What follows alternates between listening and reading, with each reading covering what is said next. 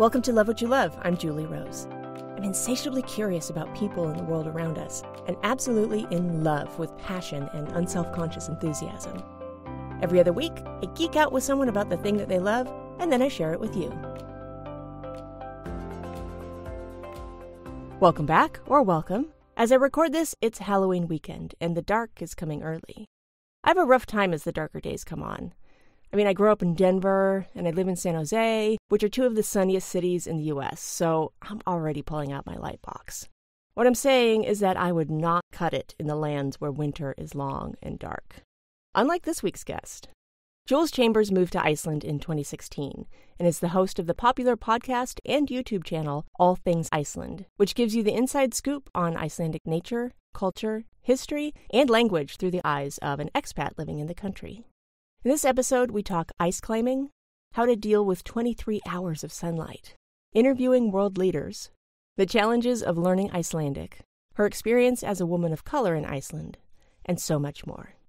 Find out why Jules loves Iceland, and why you might learn to love it too.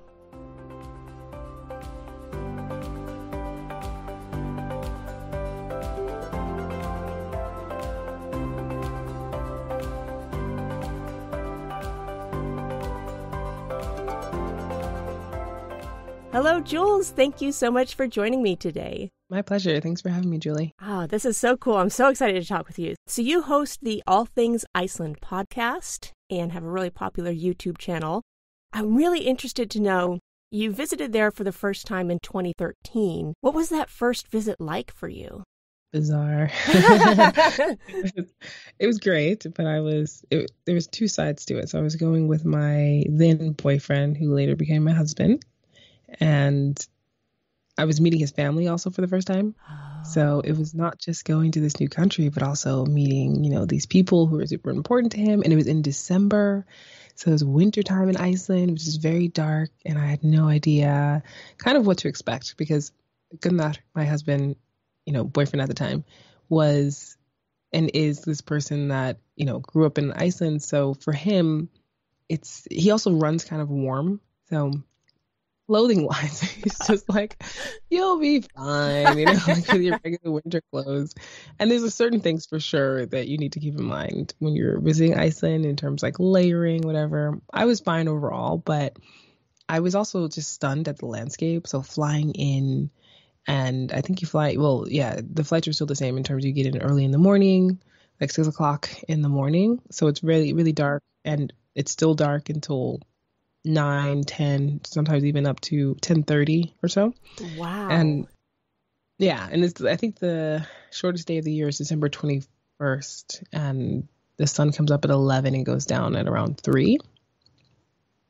So yeah, it feels very intense, and I was doing my best to adjust to all of that while still also, meeting these awesome people and eating different types of foods and stuff. And it was just like a frozen wonderland, not many trees. So when you're driving from Keflavik Airport to Reykjavik, which is about like 30-40 minute drive, you're seeing these lava fields that are covered in snow and like the water on one side. And it's just really beautiful. And I was pretty blown away at how beautiful it is, and going to like around the Golden Circle. So there's this really popular spot that many people come to. It's kind of like on everyone's bucket list to do the Golden Circle. So we went to Gullfoss waterfall, and it was half frozen. Oh, and wow. I remember standing there, and almost crying, like at the power of the waterfall, but also at the beauty, and just being in this moment where I was just so awestruck by its beauty. And I think those moments really stick with me. And we're driving around Reykjavik. It's really a small city. It's the only city that Iceland has. But I was also shocked. I think that this is the one thing I have to mention, is that in Iceland, it is not usual that they shovel the snow, like all the ice. So you'll find like ice on the sidewalks unless they have heating pipes underneath them. So downtown, many of the streets have heating pipes underneath the streets that melt the ice and snow. But in other places, there's lots of ice. So you're like ice skating practically, and it's really dangerous. And I remember thinking, like, why would people do this? Like in New York, all these people would be sued, right? Like people would be falling all over the place. But Iceland's not this litigation culture like we have in certain areas of the US. So it was a eye-opening experience on so many different levels, and then the language too. So there's a lot happening. Wow. Yeah. Now, had you visited other Scandinavian countries before? I've been to Norway, and it's funny enough, and it's just not at all like, when I think back in my life, I'm like, was I just attracted to like people in this area or something? But but in college, I had a boyfriend who was studying abroad, and he's from Norway. You got a type. Exactly. Yeah, apparently, and I was like, "What is going on? This is so bizarre." Because I'm not seeking out these people; it just kind of happened, right? And I remember we met and we got along really well, and we were just having a great time. And then he was like, "Well, I have to go back to my home," and I was like, "Well, I'd love to visit you." And so I went to Norway for 2 weeks, and I think I was like 20 years old, so I'm 35 now, so 15 years ago. And that was in the summertime. Yeah. It was amazing. And we didn't go to Oslo because I was meeting him in Trondheim, I think it's called. I'm not sure if I'm saying that right. I'm not very well versed in Norwegian, but I had an amazing time. It was so beautiful and fresh air and all these things, like, just even going to the market and like buying bread, it was just like an experience. Like everything felt, and this, young college kid. So yes, I had been to one before, but just different country and different culture to a degree. Sure. Yeah. Now, where did you grow up? I grew up in Brooklyn. Oh, in okay. Bushwick specifically. So a lot different than Iceland. Oh yeah, yeah, than both of those. Definitely, and not in a and now Bushwick is a place where people want to live. When I was growing up there, nobody was flocking there to be in this neighborhood. It was actually quite dangerous in terms of, drugs and different issues. And my family, which I'm very, very, very fortunate. Like every day I wake up and I'm so grateful that I had the parents, that I had in terms of their caring about our education and being able to provide us with a great education, but also realizing that people in the neighborhood needed resources. So my dad was a teacher, and my mom at one point decided to be a stay-at-home mom. And I say that she was a stay-at-home mom and that she didn't go to a normal job, but she started like an after-school program for the kids in the neighborhood so they can come and do their homework, and they would eat also. Like she wrote grants to the government to get like food, stipends, all that stuff to be able to feed the kids. And then she had a summer camp.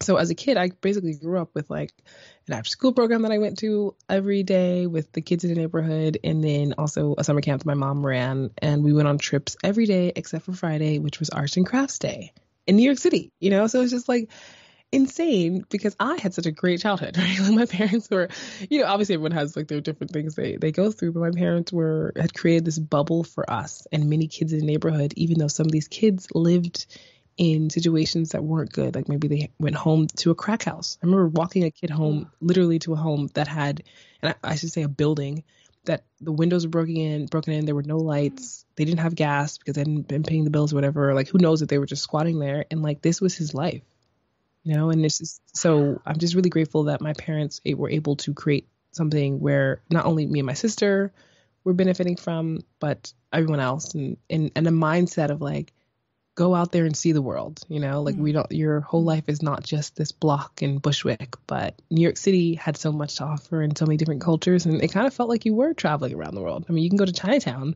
and you're transported, or like Little Italy or different places. So. Wow. My God, your mom is a hero.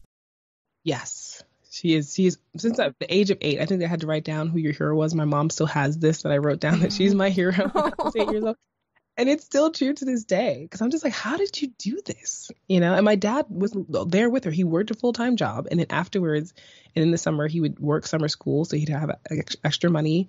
And it really just funneled into these programs because they wanted something better for these kids. Because my mom was from Rochester, New York, which she did have more of a privileged life, even though she had experienced some racism there. But my dad was from Bed-Stuy, which is near Bushwick. It's in the Brooklyn area. And his neighborhood, and he saw a lot of the destruction, a lot of like kids not getting love or support or just safe places to be able to play or eat or feel like they have somebody who cares about them. So they both were just on the same page about creating this space. And I just, hats off to both of them. It's amazing. Seriously. Were there other ways that you were adventurous? Definitely. So my parents in high school. So I went to Catholic school from the age of 5 to 18, and that was mainly because those were the schools they can afford that would still, they felt, give us a good structured education. So that was kind of interesting as well. A lot that happened in terms of like different things you learn in these environments. In high school, though, there was a trip to Italy, and my parents, they saved up like all the money they could for me to go on this trip, because my mom's words were, you cannot learn about Italy in a textbook. Like, you have to go there. And so, yeah, I did travel for the first time. Well, my first international trip when I was really, really young, was 4 years old. My parents went to Antigua, and that, I don't know, we never went on vacations after that. I think maybe because they were spending all their time and all their money on these programs that they were running. But yeah, at 17, I went to Italy, and that definitely changed my mind. And I thought to myself, like, I don't think I should be living in the United States. Like, I feel like I should be out in the world living in another country. I just always had this feeling. Interesting. Yeah. So you ended up moving to Iceland in 2016. What prompted that? My husband. Which is so funny, because in college, I'd planned to study abroad. So I was studying engineering in RPI, Rensselaer Polytechnic Institute, and that's where I have a degree from. And I had planned to go to Egypt, actually, and study. So just in a program in the Middle East, and like learn Arabic and study engineering there. And I just had this, I don't know why I was really drawn to Arabic. The language is beautiful. I took a course even at a community college, because my school didn't have it nearby in Arabic. Because I was just like, this is such, like, the rhythm to it and the sounds. So I was already really attracted to languages too. But my dad, unfortunately, when I was 20, he died when I was in college. Oh, I'm so sorry. Yeah, thank you. It's it's one of those things where, like, I can deal with it in terms of the emotions, but it's just so weird knowing that the person's not in your life anymore, and like the things you're experiencing, and you wish they could be there. And so, yeah, I just put a hold on all of that in terms of going away and out of the country and just to somewhere unknown. Like, everything felt more risky in some ways of leaving, being away from my family. So I didn't pursue that. And it wasn't until even after college, I was just trying to figure out my life and my way, and going abroad again just didn't seem realistic. But good enough, who I'd met while I was in college through a mutual Icelandic friend. So he was visiting that friend. We stayed in contact, and eventually we ended up getting together. So it took a while before before Iceland came into the picture. I was going to other places and visiting them, but Iceland was the only one where it felt like I could live there. And maybe it's because there was already an established community, like his family and him. He was in the U.S. and he's just like, I really want to go back home, or how did that work? So he came over to the U.S. at one point. So he was still living in Iceland when I first met him many, many years ago in college. Then he moved because he's a psychologist, and that was what he was studying. So he's a psychologist now. But at the time, he wanted to get a PhD in psychology. So he ended up going to Indiana because there was another Icelander, and a lot of Icelanders, they do this, but it was an Icelander professor there who convinced him and his girlfriend at the time to come over to Indiana and be in the program. And so they did. And they both ended up getting their PhDs. And of course, life happens, and they got married at some point and got divorced. Like, life, things go on. And and it's so funny because I'm Facebook friends with him this whole time. And I'm just like, when he got married, congratulations. Like, I just never assumed that this person would be in my life this way, because we weren't really friends. We were just people who had met one time and thought we were attractive. Like, we both thought the other was attractive, but there wasn't this, I need to be with this person, or I know this person's going to be my husband or wife, I think life just ended up somehow merging our lives together, which it was really cool. And I'm really grateful for it, because he's been such a great support of all the things I like doing, and I try to do the same. So, but yeah, he did tell me he always planned to go back to Iceland because he wanted to get back to his community. There are not still a lot of male psychologists. And I think anywhere else, it's hard in general for a lot of people to seek therapy. There's a stigma around like either you feel like you're crazy or whatever else. I really believe that's changing now, of course, but it's taken some time. And especially when he was going into it, individuals in Iceland were not being recommended by their doctors, for instance, to go to a therapist. Instead, a lot of people were just being prescribed antidepressants. Iceland has actually the highest rate of antidepressant use, I think in like the EU or something, even though not part of the EU, but like in European countries, because of this, kind of history that built up a bit. And I thought it was really great that he wanted to come back and give back to his community. So I guess it's, one of those things that I felt really comfortable. And he's talked about Iceland so much and loved it that I was just like, I'll move there, having never even been there. I was just up for the adventure.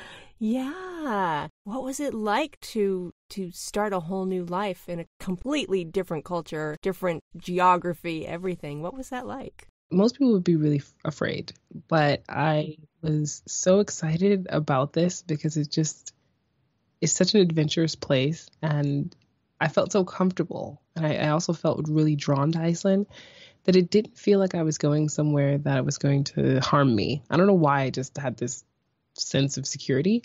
I also was very strict about one specific thing. So I made an agreement with Gunnar that I would not move to Iceland physically until I had secured a job in the work that I do. So digital marketing specifically.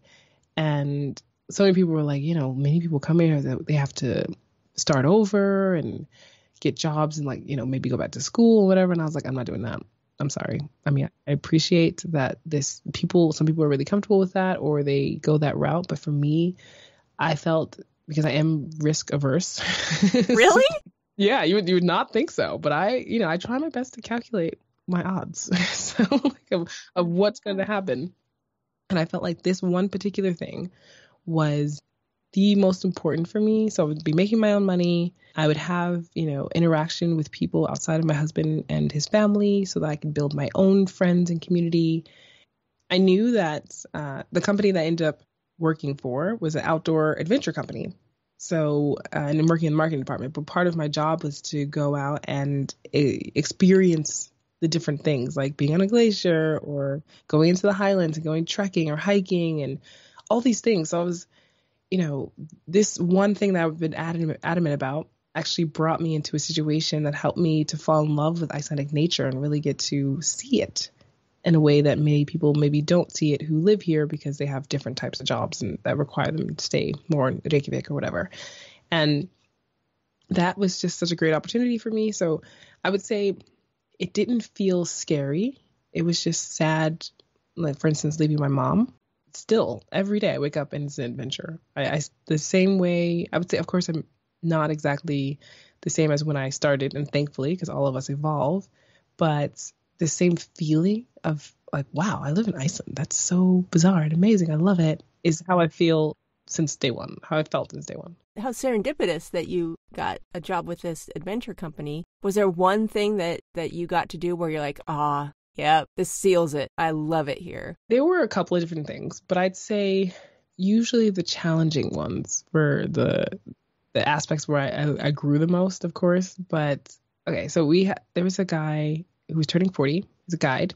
He ice climbs, and I didn't know people ice climbed. You know what I mean? I knew people climbed on rocks, but I didn't know you sought out places where ice was specifically over rocks and climbed that. Right? It's just like, okay. And so he wanted to do this 40 climbs in the year in which he would turn 40, which is kind of difficult because ice conditions can vary. And if the year is warmer than usual, or the weather, whatever. And we had to, and this is my first time doing it, my first summer working in Iceland, 2016. And I had this idea of like helping him out with this and going off and being, in essence, I was like the producer of this, project, which is not something I normally do, but I was pretty excited about it. So we had this guy who was a camera guy and everyone else, and they're all mountaineers. I am not. I've not been hiking a mountain at all. Okay. I hardly am going up the stairs. And they're like, okay, we're going to go to this spot. It's near to Glimmer, which is a waterfall. Like, I think it's the second highest waterfall in Iceland.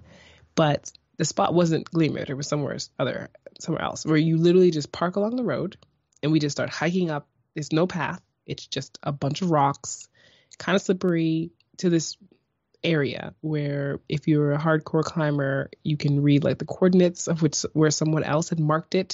Where you can, yeah, it's just like one of those, right? Wow. So we're going, and I'm just like watching them as I'm doing my best to keep up. They're just walking up the mountain like goats, like they're nothing.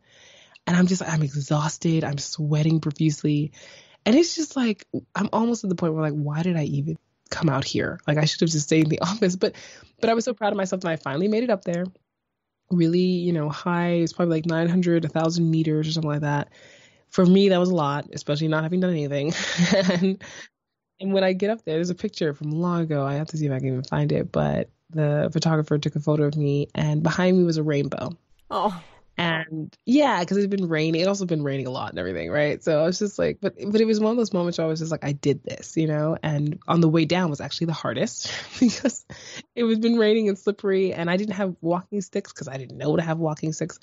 But one of the guys gave them to me, and I was still, again, they were all down the mountain very easily, and I'm over there almost crying because I'm afraid I'm gonna fall and like hurt myself. I'm not used to doing this, but I made it. I didn't die.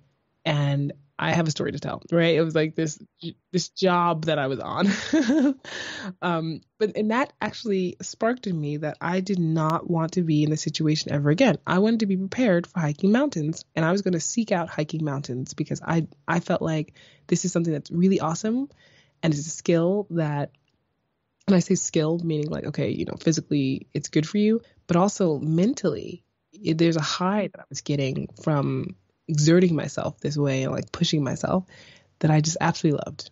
So after that, I just was hooked on being outdoors and getting more outdoors clothing and certain types of boots, which led to me at one point with me and Gunnar going on a 9-day trekking tour in the Highlands where we trekked from hut to hut. And it was with the company I was with as well. And because I worked for them, I got to go for free, and like we paid I think half price for him. And it was amazing. Like you just can't even imagine going out into what's uninhabitable land in Iceland, because the majority of it you can't live on or in the middle of the country. So most people just live along the coast, and it's just insanely beautiful. It's like black desert, and then there's like rhyolite mountains with green moss, like vibrant green moss all over it, and it's just so beautiful. Different rivers, and I didn't know what exactly to expect, even though I saw pictures, but you really get challenged by the weather too, because it was raining a decent amount and like you're living in the most basic huts possible. Everyone's using, I think it was maybe a group of 9 of us all together. You really get to know everyone really well over 9 days. And I loved it. I was just like, wow, this is the life. Like we're out here. This is part of my job is I'm out here hiking for 9 days, absorbing all the beauty and just getting the experience of being an outdoors woman. Now, not everyone who's listening is going to really be super familiar with Iceland. So maybe we could just step back and maybe just give an overview. You said kind of the center of the country is not habitable, and how many people live in Iceland? What's the deal with Iceland? Geographically, if you look at it on the map, it's in the North Atlantic Ocean, not as far up as Greenland. So it's like only a very tiny bit of it is in the Arctic Circle. And most people think that Iceland is like Greenland in that way, that it's just like super cold all the time, which it's not. But there are 375,000 people that live here. So not a lot. And the majority of those people, like 2/3 or so, live in the Reykjavik metro area. So in the south of the country. And yeah, it feels really compact when you think about it, but it's not. I mean, it's nothing like New York City. Like where there's like 250,000 people who are living like on the same block. That's how it feels or something. Right. So in Iceland, in my opinion, like when we talk about traffic, like there's no traffic, but we might have to wait 5 more extra minutes or something in the morning. Like I mentioned, people live along the coast, and Reykjavik is the only city, like officially the only city. There are towns And they're like bigger towns, like Akureyri, which is in the north, and they call the capital of the north. And Icelanders have the tendency to do this. So it's like, in the West Fjords, Ísafjörður is the capital of the West Fjords. And it's like, that's because 2,000 people live there. Whereas like the other little small towns might have 200 people, you know? So it's like, okay, sure, the capital of the West Fjords, whatever. But the actual capital of Iceland is Reykjavik officially, and that's the only city. So, and I think it's around the size of like Ohio or something. It takes quite a while to drive around it. And most people also assume that you can easily just get to places in Iceland like in a day. Sure, you could, but do you want to really be driving 13 hours and you haven't, even gotten to halfway around the country because you want to go see all these things, I feel like it's sneakily large in the fact that there's so much to see and do here that, if you tried to stop off and do everything, you'd have to be here years to really like appreciate it all. Because there's also different seasons, and in those seasons, winter really brings a lot of interesting challenges regarding snow conditions. I mean, even just this weekend, there were some winter conditions in the south and people were sliding off the roads and lots of snow. Yeah, and there was snow on the mountain starting in September in the Reykjavik area. Yeah, and then it kind of like goes away a little bit, then it comes back. So winter can be really tricky because you think that, oh yeah, it's like late October according to Old Norse calendar, but winter kind of just comes when it feels like it. I feel like and then it leaves when it feels like it. My first winter, it snowed in May, off and on for a week, and I was like, no, wait a minute. Winter's supposed to be over. We celebrated the first day of summer, which is not a joke. The first day of summer is in April. Again, according to the Old Norse calendar. So I always have to say this because it's still celebrated. It's an official holiday in Iceland to take off that day. It's usually not summery conditions, usually kind of cold and rainy, but it's the first day of summer. I think it's like a running joke at this point, even though the settlers, for them, it meant that the harshest of winter was over. So we are going into this period of which, there will actually be summer. But yeah, you have to take it with a big grain of salt when you say summer in Iceland, because the high is usually around 60 degrees Fahrenheit. So not summer most. Yeah, that's the high. You're like, wait, that's the high. We have gotten up to 70. That's like 60 is a heat wave. 70 is like, wow, it's Spain. Like that's what people like they'll start calling I think Ísafjörður, they call it Ibiza Fjörður, like Ibiza in Spain, to make these jokes about how warm it feels. And this is hilarious. You do your best to make it feel like, yeah, it's really warm, but it's maybe 17 degrees Celsius or something, right, so it's really right. Yeah. God. I love it though. And so you're saying that in the winter, you get like 5 hours of daylight. In the summer, do you have like 23 hours of daylight? Yeah, it's pretty much all day and for certain months. So it's June, July, August. And in July is when you have it all of July. And so there's no twilight hours. There's no twilight hours and there's no darkness, like actual night, right? So it looks like the same brightness could be at 2:00 in the morning as it is at 3 p.m, like just depending on if the sun is out or whatever. And so the sun it kind of goes below the horizon, but the brightness of it doesn't go away and then it just pops back up again. So how do you deal with, so on both sides, like dealing with 5 hours of sun and dealing with 24 hours, and how do you deal with that?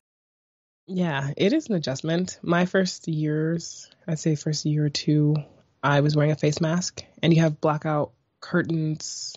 So you're trying to block out as much of the light as you can. I now don't do that. In fact, there's been a couple of times where we slept with the blinds open, which I think was kind of bizarre. I was like, what is wrong with us? How are we able to sleep like this? But it didn't seem to bother me. I mean, I know Icelanders who, like my brother-in-law, he does not like summer in Iceland because of this. I mean, he likes summer, but the brightness really annoys him. So I think he wears a face mask.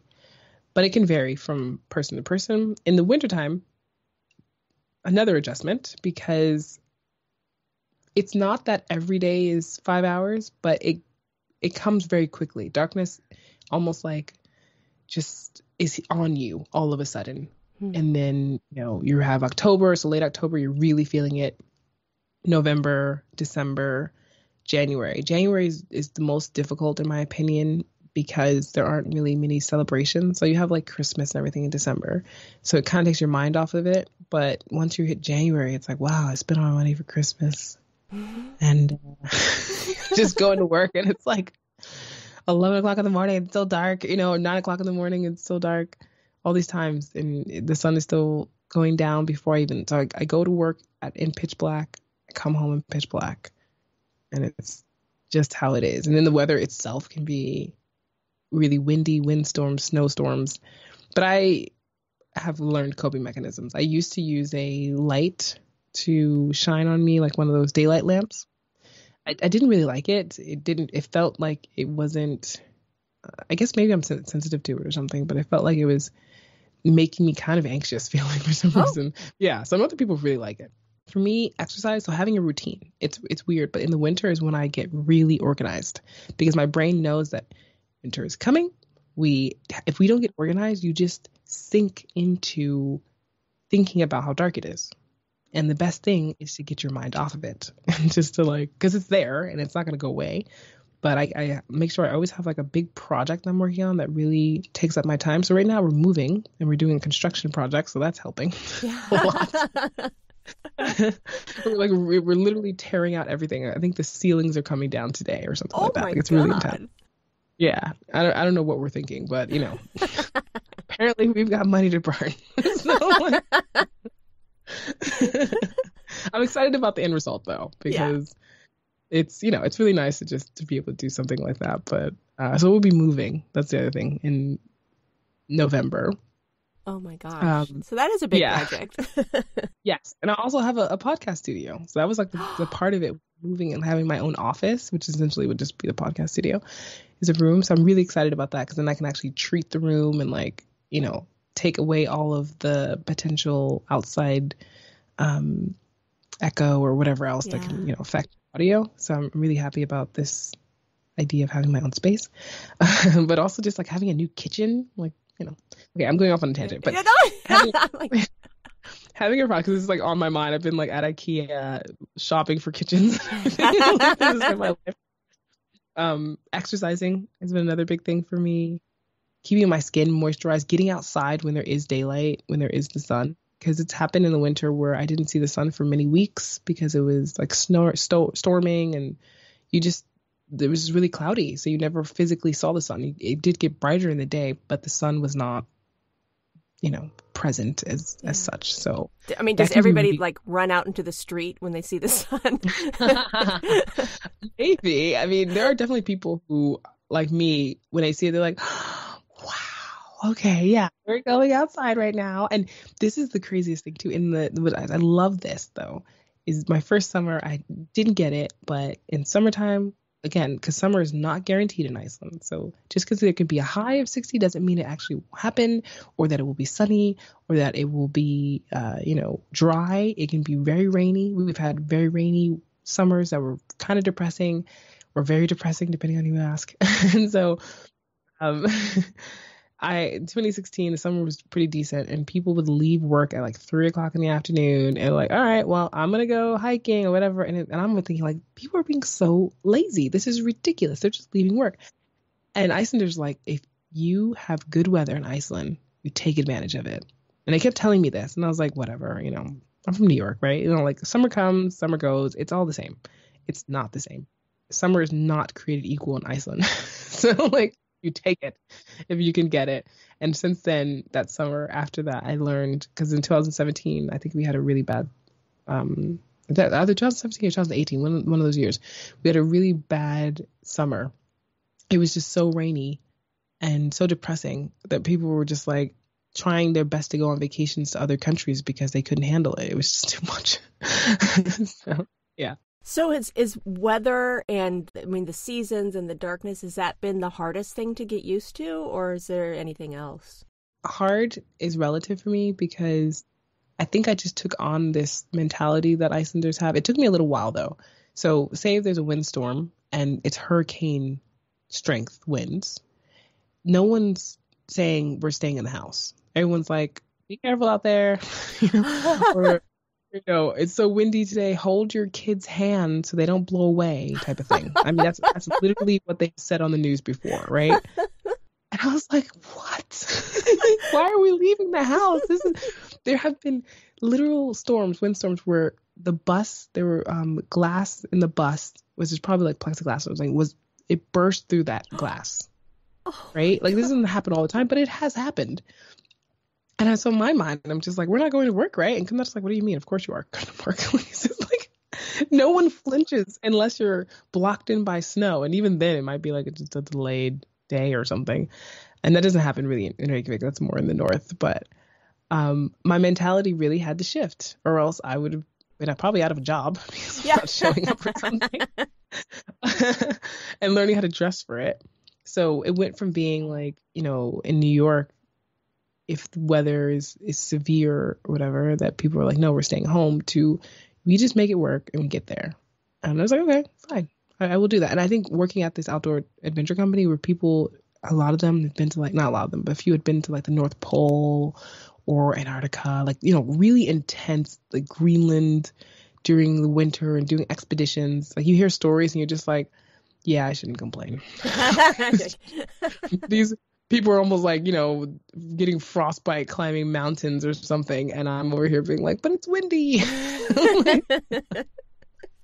So I learned to just like, no, we're just gonna go with it. I'd say the language, if I had to think of something really challenging, as long as I've been here, even though I feel comfortable like somewhat having conversations, I still get in my own head about it.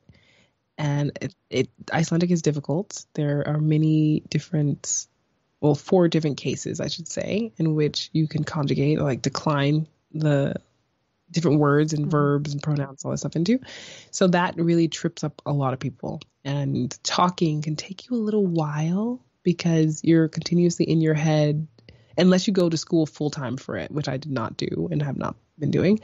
But you can get in your head about how best to say something in terms of correctly, because one word can sometimes have up to like 30 different types of conjugations or something. Oh my gosh. It depends. Yeah, exactly. So it's like, why would you do this? It's a very complicated language because it's old. And I learned that older languages are complicated. And when a language evolves, it gets simpler. So any day now, when Icelandic gets simpler, I'll be very happy. Probably not in my lifetime. So. What are your strategies for learning? I mean, is it just like exposure on a daily basis? Yeah. So I have a private tutor who's super helpful, or private teacher, I'd say, because he is actually a teacher, not a tutor. And I speak to Gunnar in Icelandic a decent amount. That helps. I also have been listening to a lot more podcasts. So, and it used to be when I listened to podcasts, everything was just jumbly nonsense because they were talking so fast. But now I realize I do really understand it. And I was like, oh, okay, that helps a lot. And watching shows. So I'm not a big TV watcher, but there are some really great Icelandic shows like Trapped. I'm not sure if you've heard of this one. So they have a new season coming out, which is really exciting. And it's like a crime detective show. And the 3rd season is coming out. And the first 2 seasons I can watch in Icelandic with Icelandic subtitles. So that's when and you can really get the context of what's going on, the emotions and everything. So even though I'm not a big TV watcher, I'm forcing myself. And the show is great. It has nothing to do with that. It's just more like I don't find myself wanting to sit there and binge watch shows. It's just not my, personal preference in terms of spending time. But this one is really good. I am reading, not as much as I would like, but when I do read, I just find myself needing to write down some words. It's more about my vocabulary, like I understand a lot of the conjugations and stuff, but I need to expand my vocabulary a lot more so I feel like I can express myself more on a deeper level. I presume that a lot of Icelanders speak English as well. Mm-hmm. Very well. So it's also... that makes it difficult because you're like, I don't know this thing. I'm just going to say it's English. Is that okay? And they're like, yeah, sure, whatever. So, and you do come across some people who are like, no, you're in Iceland, speak Icelandic.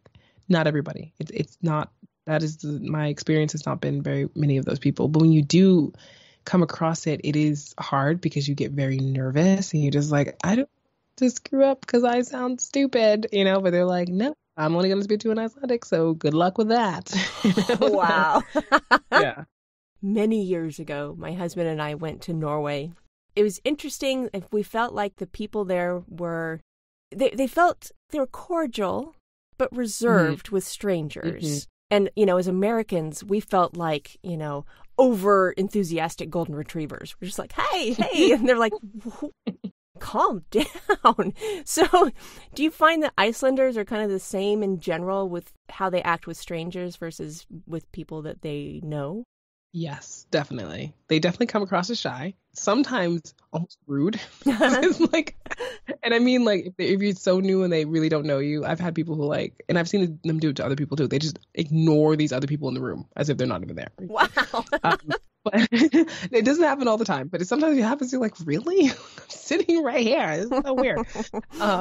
But okay, so my husband's family, of course, because I was coming into the family, it's totally different. Everyone was so nice and welcoming and inquisitive and everything. But I've definitely been in situations where it felt like, they were just kind of feeling you out a little bit, waiting to see, but they've had friendships with people who they're, known since they were 5 years old or something.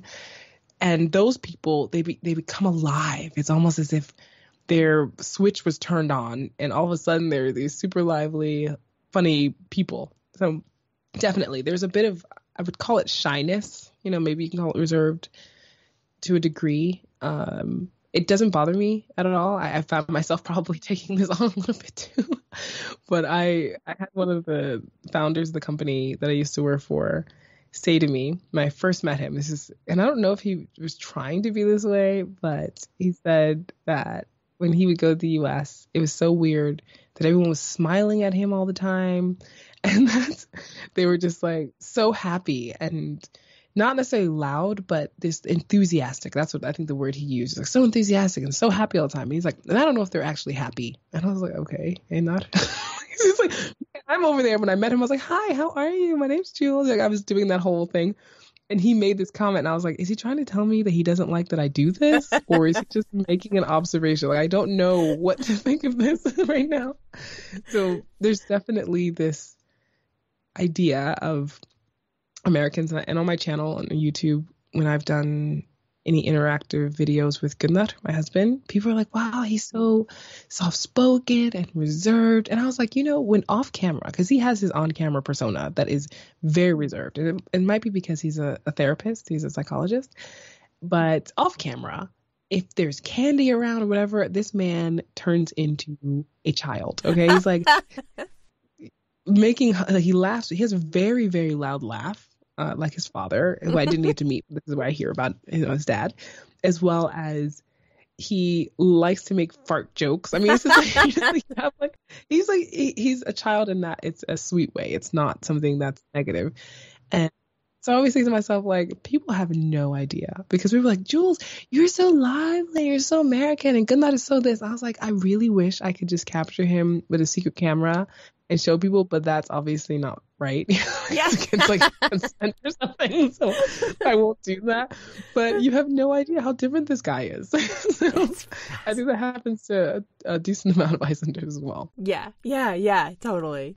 What would you say is the most overrated thing about Iceland? Ooh, that's a good question. Okay. I think the image of Iceland, albeit it's a beautiful country and it's amazing, it's often thought of as this utopia, as if everything's perfect and, there's no crime and there's gender equality. So there's an image problem in that, like, it's not as realistic about, like, what actually happens here. There is not gender equality in terms of it's not been fully reached this way, 50-50. And there's definitely, like, discrimination has happened, sexism. There's even recently, which has been really sad and quite surprising, about the amount of hate that this like small group of people, but it only takes like 3 people really to do this, who've been doing this against or sending hate messages to people in the LGBTQ plus community. And yeah, so I would say it's overrated in that Iceland has real people that live in it, that have issues, that do things that aren't kind or that can be, unsafe or even end up killing somebody. And it's can be scary. This doesn't happen on a scale that's like everywhere else. It's much smaller, but it's still real. And I think sometimes when people come here, they sometimes have unrealistic expectations about Icelanders. And that is something I try to bring a little bit more light to, because just as much as I love Iceland, I also don't want to come across that person that's like, everything's amazing all the time. You know, like we're just, of course you'll love it here. It's like, no, it's not for everybody, for sure. But it's also a real place. And let's just keep it to a place where there's balance so we can understand that there's the good and there's the bad. And I think, when you hear about the bad, it doesn't have to be discouraging. It could just be like, oh, okay, Iceland actually does have issues. And it's kind of interesting to understand what for them comes across as the issue. Seems like it's a pretty homogeneous population. So what kinds of challenges have you faced there as a woman of color? And, how are they different than the challenges you faced in the U.S.? Yeah, it's very different. And what's funny is that I think it's at least 15% of the population are now people of foreign origin. So, yeah, it's changing. But a lot of them come from Poland. So I think it's like 21% of the people of foreign origin come from Poland. And I think we're almost up to 1,000 Americans. Wow. So it is a fascinating thing in that even though it's homogeneous in terms of there's like native people, the majority of them are native Icelanders, meaning born here, have lineage in Iceland, there's still a lot of more diversity that's coming in. And as a woman of color, as a Black woman, I often, was not aware of what was happening in terms of discrimination because I didn't grow up here. And I've interviewed some people about their experiences, and it blew me away. I even interviewed this woman, Kristín Lofsdóttir. She's a professor at Háskóli Íslands or University of Iceland, and she talked about, and she's been doing research about racism, the concept of whiteness, and I think I can't remember the other aspect of it, but still, like this, just all of this. And so hearing from her, who she is a white Icelandic woman, and what she's found in in terms of all these topics, it was just like, whoa, okay, there's so much underlying things here that I wasn't aware of. And yet for me, I feel very safe. I don't have the feeling that if the police, for instance, like my interactions with the police have been very positive. Whereas like in the US, I'm kind of like, okay, I don't know how this would go. And I'm not really interacted with much, but I've had enough family and friends who have that I'd like to avoid it if possible, and that's really sad because I feel like this is supposed to be something where it's a community where you feel like you're being protected. And in Iceland, even though I'm sure the police, and I know that the police have had some issues in terms of with refugees and how they were treating them and other individuals, I've personally interacted with police and was like, oh, this is quite pleasant. It's kind of weird. Yeah. like I feel like comfortable. Like you're like a person. You're treating me like a person. So I would say that there's that aspect of it. And there's also, I've met some really amazing women here and people of foreign origin, Black women, people from all different walks of life who have been pointing out and bringing attention to discrimination or racism and helping Icelanders who are either oblivious to it or maybe part of the problem and not realizing it, or part of the problem and realizing it, to get a different perspective on it. And that has been, I think, so amazing, to kind of see this in action. It doesn't mean that some people fight against it, because they definitely do. There's always going to be some opposition when someone feels like they're being threatened and they think they're superior in some way. But on the whole, I would say that, and I know from just my friends and talking to them who are people of color or, however they identify, that they feel a lot safer here. And that's been a huge part of my experiences, even creatively, and just having All Things Iceland and starting it. At first, I was really worried that Icelanders would think like, why is this Black woman from the United States talking about Iceland? You know what I mean? And then they were like, no, this is great. Thank you so much for sharing your perspective. Like that's overwhelmingly the messages that I get. And I was just like, wow, you make me feel so welcomed here. And this is just a gift in a way that you can get outside of what you know, or maybe, a history of a place where you're from and your ancestors, and come somewhere, interact with people that you might have thought would automatically discriminate against you, and they're welcoming you. So this, I think, in a lot of ways has broken a lot of energy that I had up that came from fear, and Icelanders have a tendency to stare, but they're not smiling at you. So like similar, you're talking about like Norwegians are like reserved, and you just don't know. You're like fight or flight, right? Like, are you telling me you don't want me to be here because you're staring at me? And it's like, no, they're just like sometimes really curious, and they're just like, do I know this person or where you come from? But they're not saying anything. So these types of like knowing cultural aspects of a place helps you to get a better context of like what's happening. But there wasn't like a handbook or anything that helped me. It was just more of like my experiences and taking it from there. What was it like interviewing the president of Iceland? It was amazing. He is lovely. He's literally, when you talk about wanting to have someone who's the head of state for a country in terms of relatability and making you feel welcome, like he's the epitome of all of that. Him and his wife. I've had the chance. I didn't meet his wife in person, but his wife I was hosting a book launch, and she was part of the book launch live event, and so I got to interview her as well some time ago. But with him, I got to interview him in person, and it was very laid back. And he answered all my questions. We talked for an hour and a half, hour and 20 minutes or so.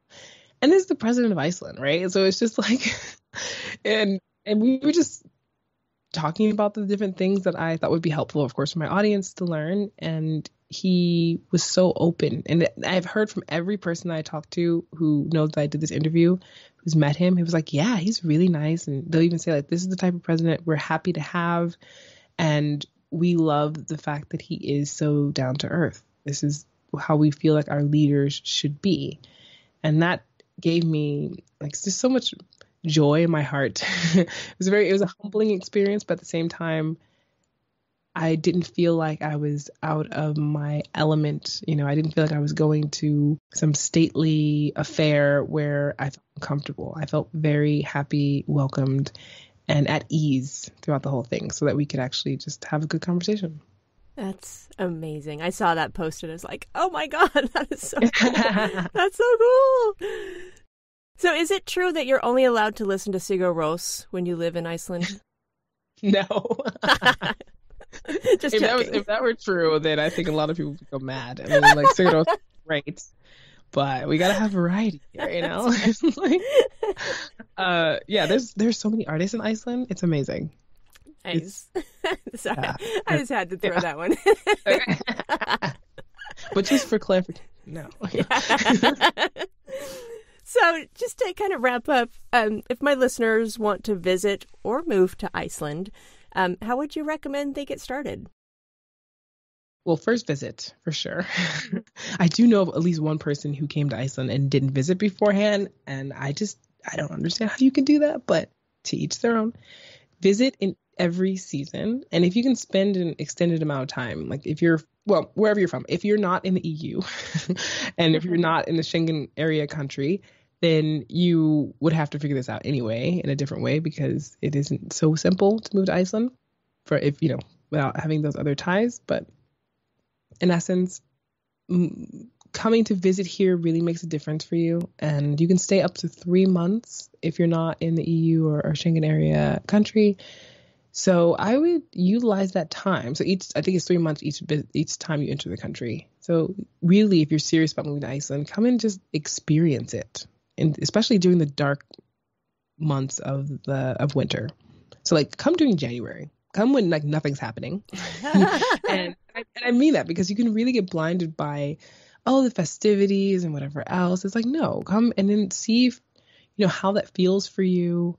And of course, get an understanding from the immigration office, like how you could get here. So I did make a video about how you can move to Iceland. So there's like work permit wise, which can be kind of difficult as well. But if you have a spouse or you're cohabitating with someone, so like you have a partner, but you're not married. And if you're a child of somebody, obviously that helps a lot. But there are these different aspects that allow you to be able to come, but it can be a little bit tricky if you're just trying to do it on your own. I do think though, if you're able to make any friends, that helps a lot. Icelanders, probably Norwegians the same. It takes really a lot of time. And sometimes you'll never really break into their circle because, like I mentioned before, they have been knowing each other since like 5 years old or something like that.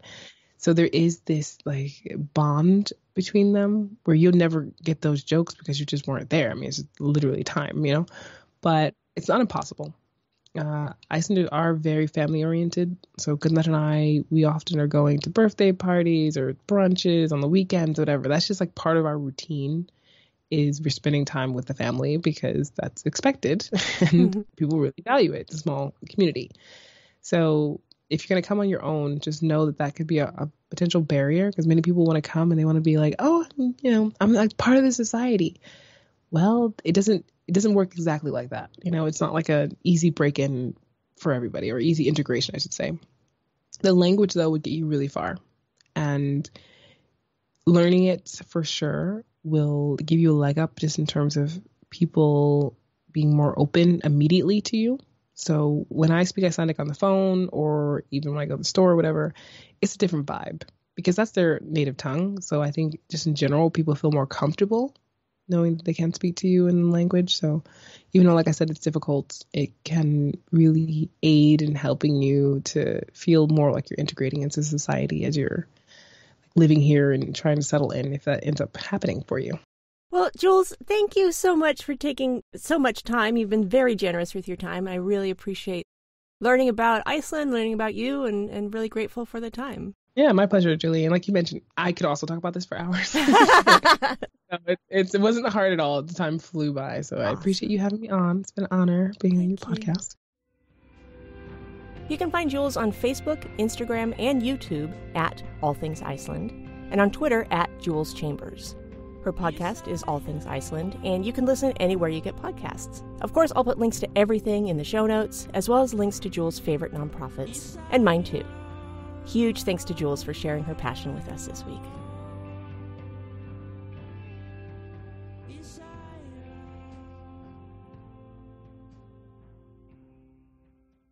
Just a reminder that you can find this podcast on Instagram at Love What You Love Pod, on Twitter at What You Love Pod, and the website is lovewhatyoulovepod.com. All of the transcripts for Love What You Love are available for everyone on the website, thanks to Emily White, transcription magician and proprietress of the Wordary.